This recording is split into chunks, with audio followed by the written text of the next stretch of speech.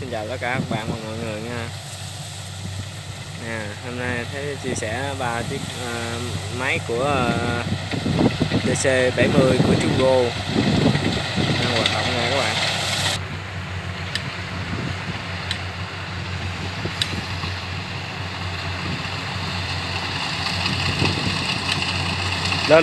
Lên.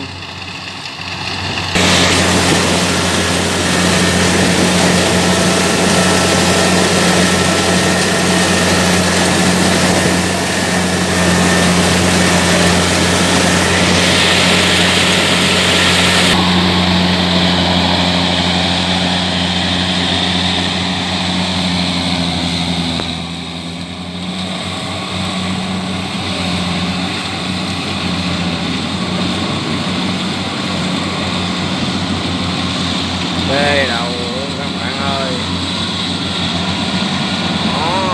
Đó, lên. Hay quá. Nó có tay thật là dữ.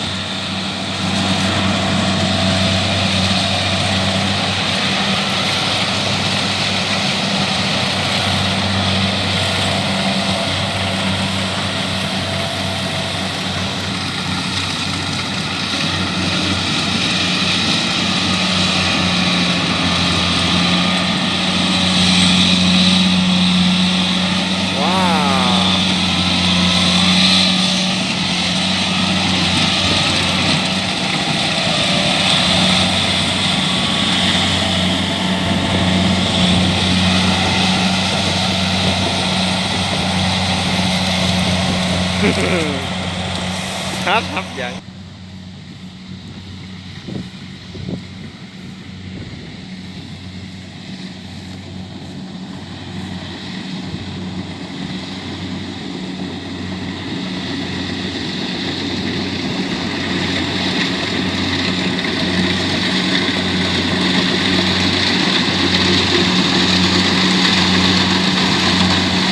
Chỗ này nó còn đúng nữa.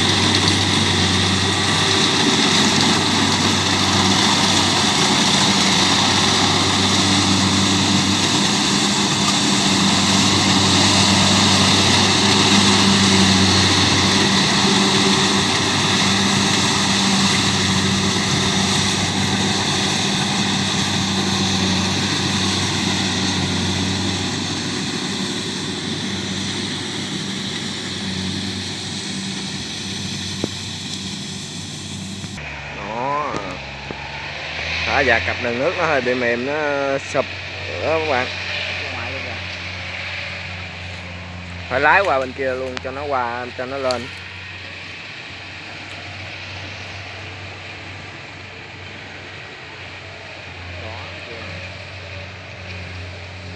Wow, mấy sao cũng vậy nữa.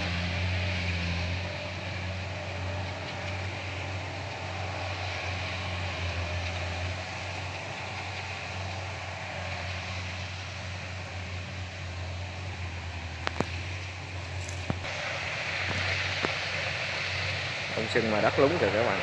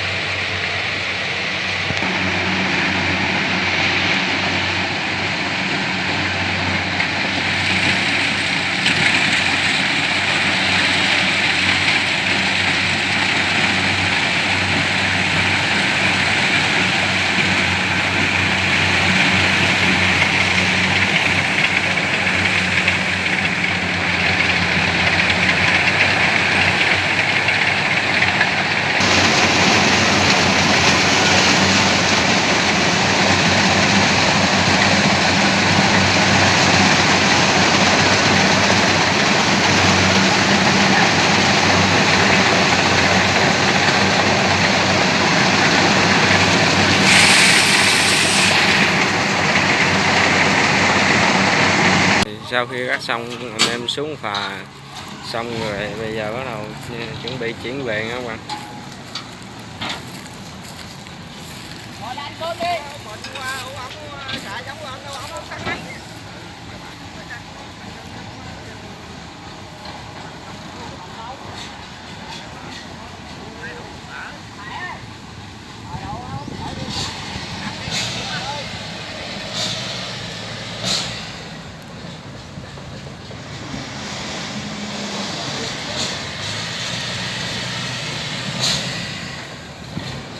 Trời.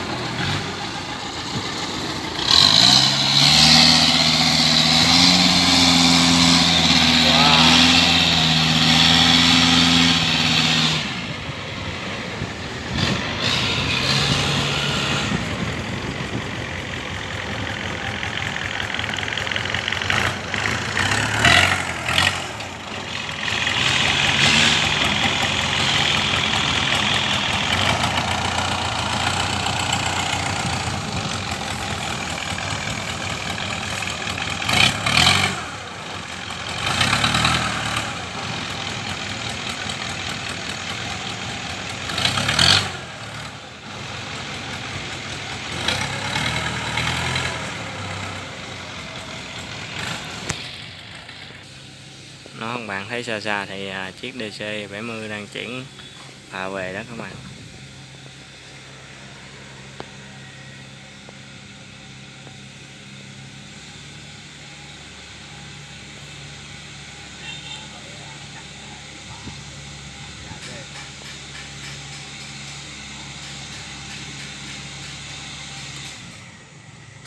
Quá lẹ luôn các bạn.